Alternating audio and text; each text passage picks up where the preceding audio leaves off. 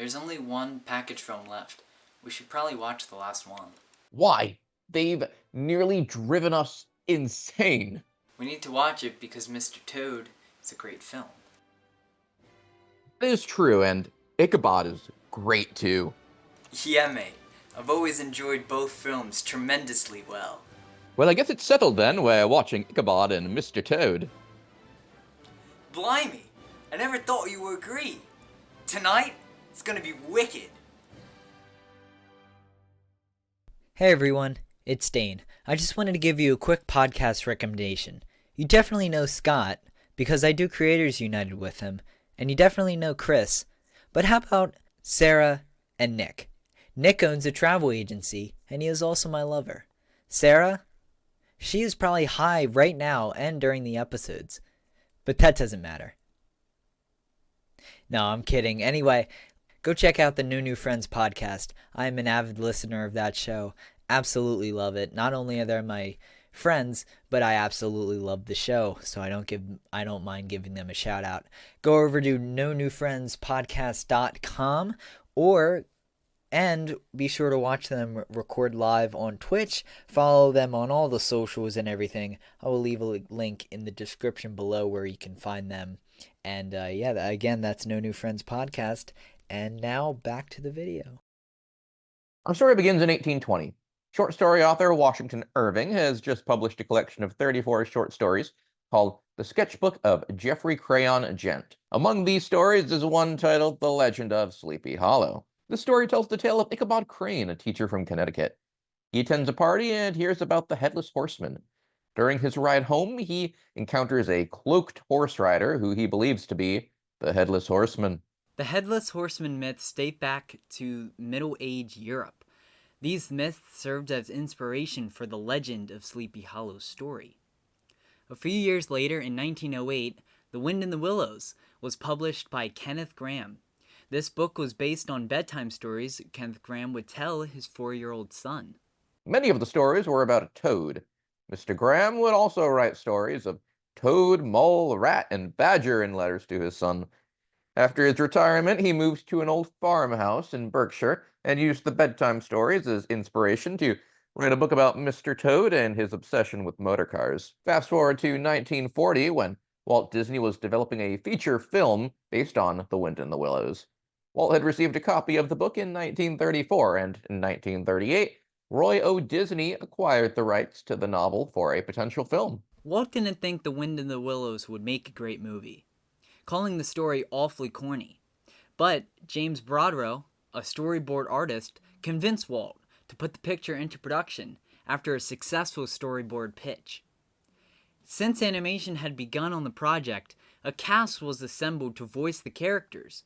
Claude Allister, who had previously voiced Sir Giles from The Reluctant Dragon, would play Water Rat, and Eric Blore would voice Mr. Toad himself. The Wind in the Willows cast would also include Campbell Grant, who was a storyboard artist who provided the voice for Angus McBadger in an early demo reel. They eventually used him to record the final parts. J. Pat O'Malley, Oliver Wallace, who was cast as Mr. Winky, but may not have actually provided his voice, since many sources claim that Alec Hartford actually voices the character, Leslie Dennison, and Eric Blore as Mr. Toad. Just as animators had begun work on The Wind in the Willows after Bambi was nearly complete, the animators' strike happened in 1941. This halted work for a few months. After the strike was settled, production started again, but the troubles didn't stop for the film. Around the same time that the animators' strike had been settled, Disney was forced by Bank of America to finish only features that were already in production due to a loan limit. This loan limit was put into place to make sure that Disney's debt was paid by the box office earnings of films that would actually come out. Bank of America didn't want to pay for projects that may never see the light of day. The Wind in the Willows was one of those projects that Walt decided to shelve. An idea to combine Wind in the Willows with another project that was being developed, The Legend of Happy Valley, was produced around 1943. Roy Disney didn't like this idea, since he didn't think it would be a good financial idea. The Legend of Happy Valley eventually became Mickey and the Beanstalk. Also in October 1943, The Wind of the Willows was put back into production. At this time, Disney was trying to salvage anything they had for this film. Production slowed for a few years, and it seemed like they didn't really know what to do with the film. In April 1946, when animator Frank Thomas returned to the Disney studio from his military service, Walt partnered him with James Algar to try and speed up the Wind in the Willows production. Walt told the filmmakers to put something together and see what they've got. When they came back to Walt to show him what they came up with, Walt was not impressed. But he had some ideas for new scenes and wanted to cut it down a bit. They decided to cut down the film to 25 minutes. Unfortunately, production problems continued in 1946 as layoffs around the studio started happening. Frank Thomas was pulled off the project to work on Johnny Appleseed, and The Wind in the Willows was shelved once again. October 1946 was an interesting time for Disney. Make Mine Music had just been released and was a hit, and package films were all Disney were producing. Also, The Wind in the Willows was put back into production. Jack Kinney teamed up with James Algar to direct the movie, and Homer Brightman was brought in to write. The team took the project to a new level, and it looked like it would finally be released. Originally, Gracie Fields was approached to narrate the film and actually signed on to the project, but left the project sometime during the rewriting. Basil Rathbone signed on and provided the final narration for the film. In early 1947, a concept for a film based on the legend of Sleepy Hollow was put into production. To fully understand the location of the film, Walt Disney and a few animators went on a research trip to the Tarrytown region near the Hudson River in New York, where the town of Sleepy Hollow is located. Disney filmmakers researched the colonial period's fashion, lifestyle, and music to make the film more authentic and be historically accurate. One of Disney's tactics at the time was to put celebrities in package films to try and get audiences to go see the movie. Walt Disney kept with this strategy when Bing Crosby was signed on to narrate the film. He would also sing 3 songs. Originally, legendary voice artist Thurl Ravenscroft was going to sing The Headless Horseman, but they decided to have a Bing sing all the songs.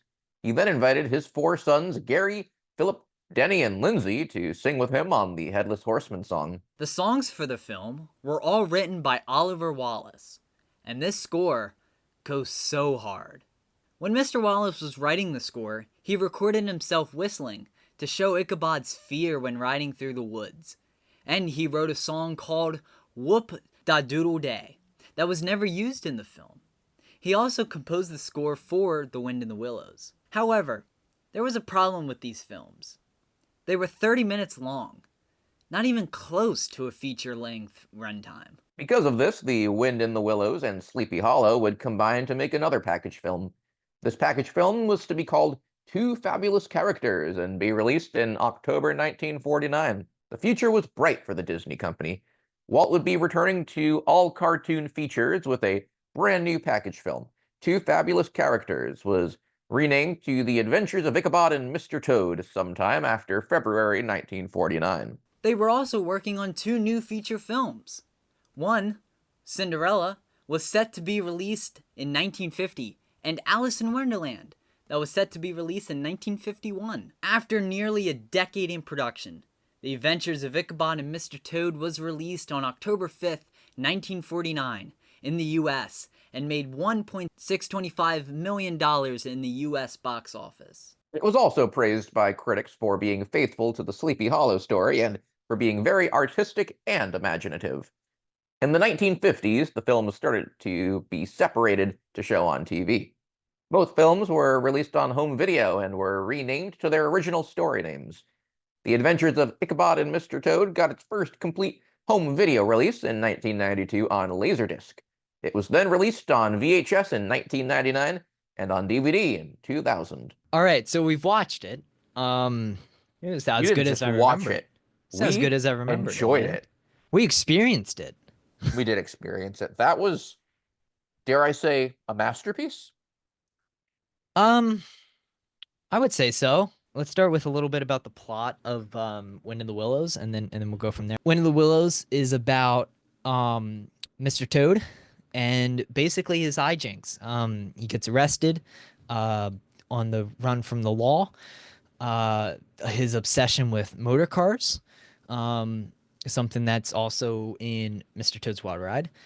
I guess his mistake of selling Toad Hall to someone, which we won't say yet because it's a little bit of a twist, a very good twist actually.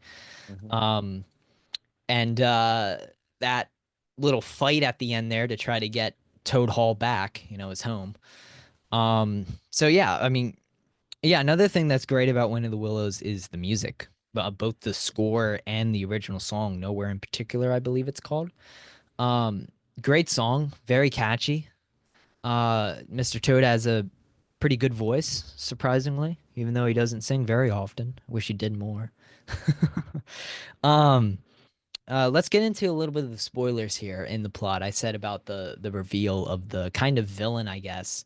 Because I would say that there's not really a main villain until the very end, and that's Winky, the bar owner, because he, you know, sells, I guess, Mr. Toad his first motor car, and the reason that that transaction goes down is that Mr. Toad agrees to give him Toad Hall, which is a huge mansion and something that a bar owner or anyone would really obviously want if it's a mansion.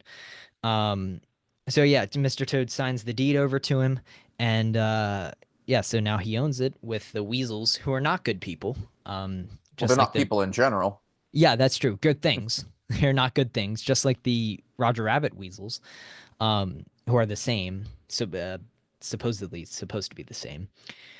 You've got the when Mr. Toad first finds a motor car where he acts like he's a motor car. I guess it's not really a gag per se. It's just a fun scene, and obviously something that a human can't do.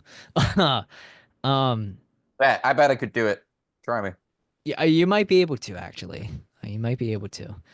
Look, I like Mr. Toad's Wild Ride a lot.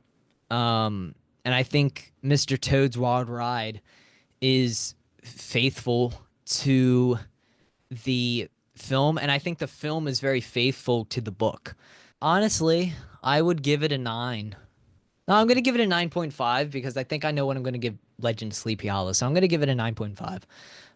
I don't believe in 10 out of 10s because I don't believe any movie is absolutely perfect. So 9.5 out of 10 for me.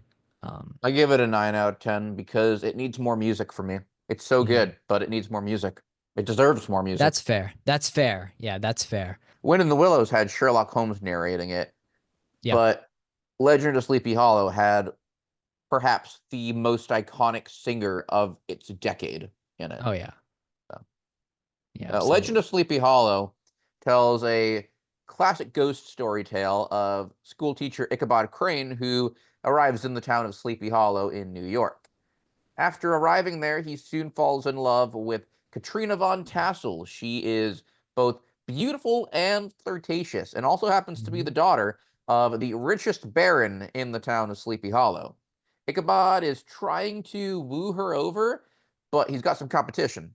A man named Brom Bones. It seems like Ichabod Crane is winning the contest, but after Brom and Ichabod are both invited to the Halloween party that Baron von Tassel holds, Brom Bones tells the tale of the terrifying Headless Horseman who comes around each Halloween night. And while riding home that exact night, Ichabod Crane encounters the Headless Horseman. He flees from the Headless Horseman. Perhaps the most unique thing for me is that there's this air of ambiguity around the entire short film that you really don't get with any other Disney films. Yeah. Because is the Headless Horseman actually Brom Bones, which you're strongly led to believe? You see Brom Bones throw a jack-o'-lantern into the fire later on. We don't know about the Headless Horseman until Brom Bones tells us about it. And he has a reason to dislike Ichabod Crane. And yet, things seem strange riding on this almost devil-like horse. And there's even a scene during the horse chase where Ichabod Crane looks down the Headless Horseman's collar and recoils in horror. What did Ichabod Crane see there that scared him so much? We will never know. We don't get that with Yaya. As horrifying as the Blue Bayou Crane could be, at least we knew what the Blue Bayou Crane was. Yeah, I think this package film is very not unique per se, but it's just it's kind of a masterclass of children's storytelling. Um, because in the 1940s, like you said, the stuff that is being done in Legend of Sleepy Hollow is not done very often, if at all. And that story that's being told is very adult. It's a little bit. It could be frightening for younger kids.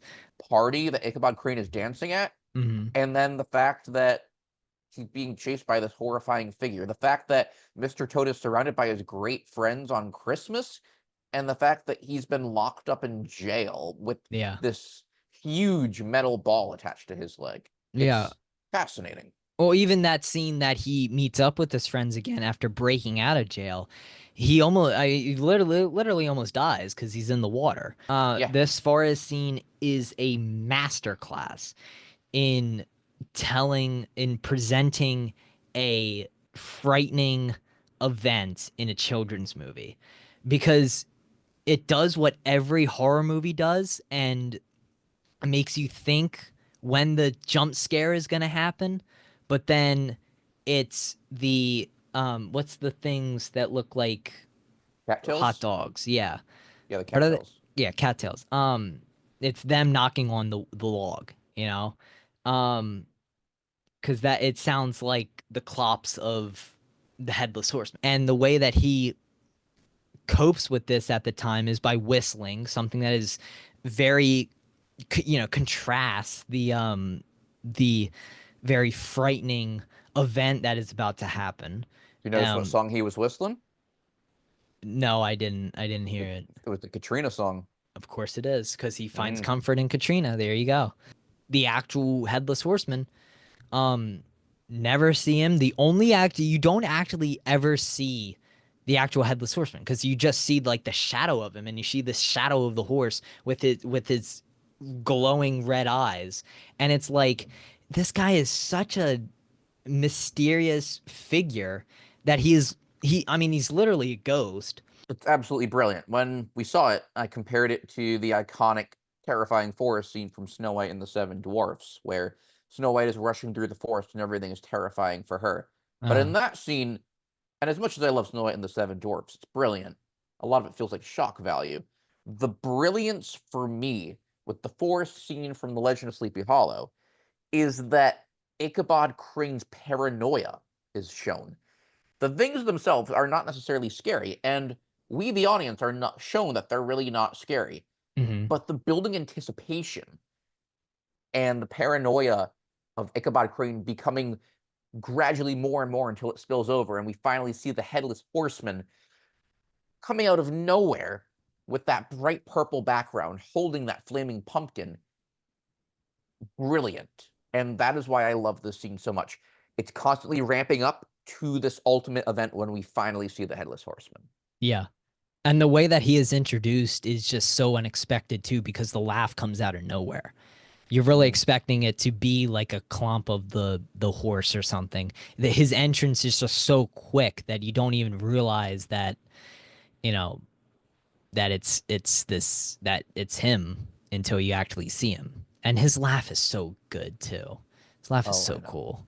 I'm gonna give it a 9.5. I think it's Mm. beautifully artistically, great songs.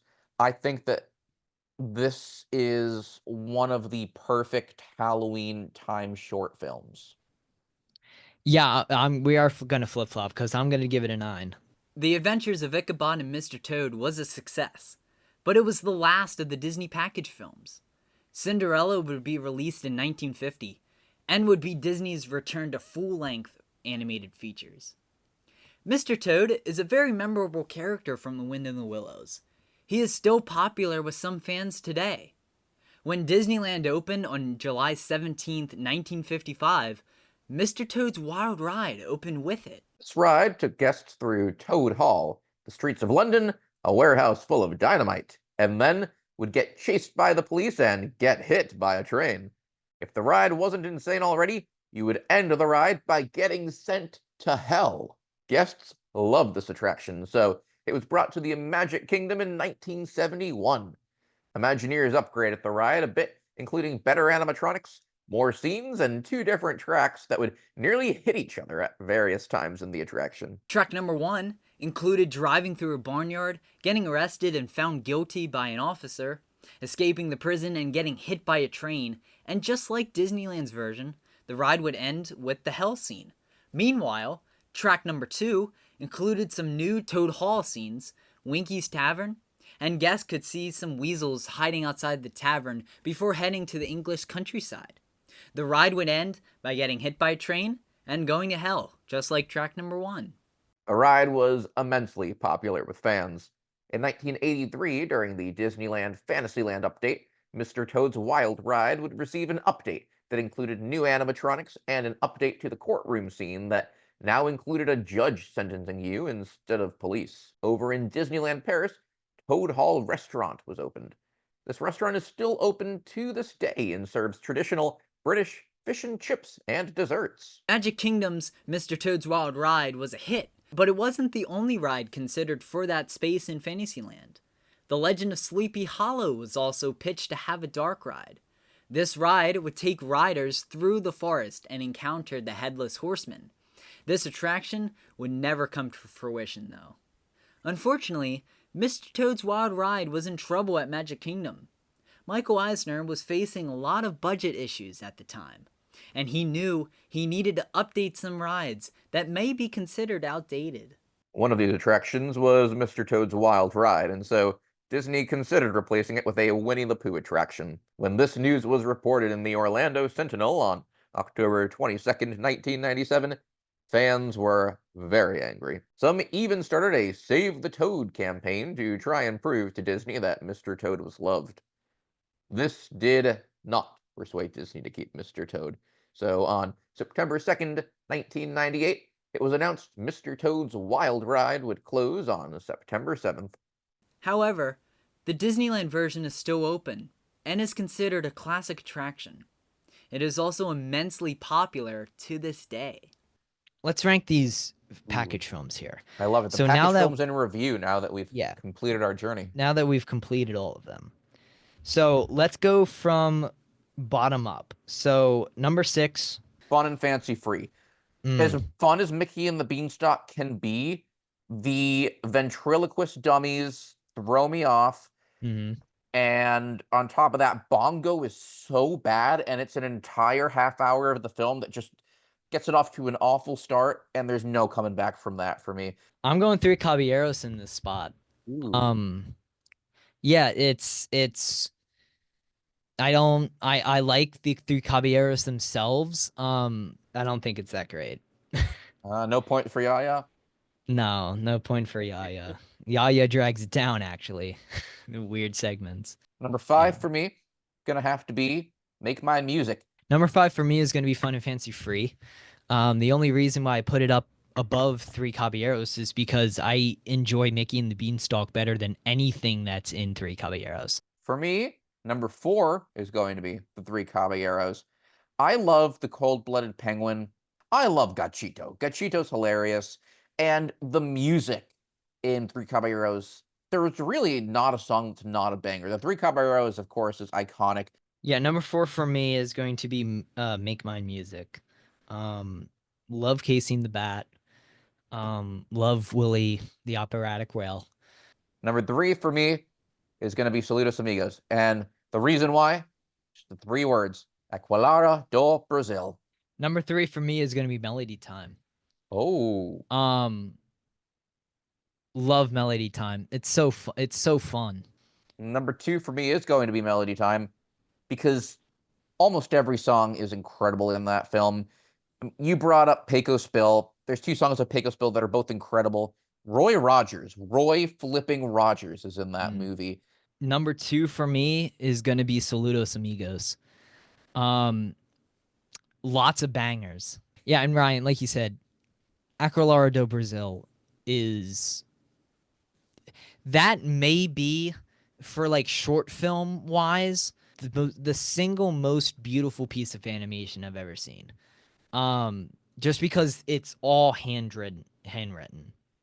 It's a feast for the eyes. It is such a good film, and it's not like Blue Bayou Crane. Of course, leaves number 1 for both of us being the one that we've just spent a pretty fair amount of time talking about, but it also deserved being talked about for this long. 100%. The Adventures of Ichabod and Ichabod Mr. and Toad. While the package film era is filled with its highs and lows, the popularity of Mr. Toad's Wild Ride is a testament to how unique the Adventures of Ichabod and Mr. Toad is, and how unique the package films are as a whole.